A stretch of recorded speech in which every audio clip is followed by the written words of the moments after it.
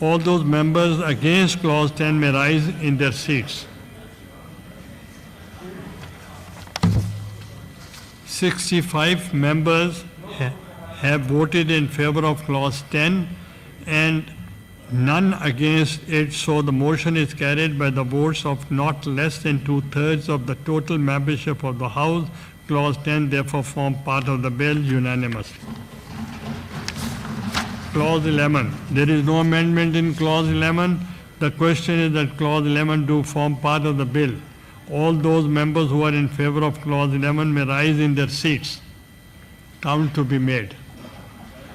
ताज हैदर साहब, मैं देख रहा हूँ आपका हाथ, आपका भी मैं, शकूर साहब. Count to me.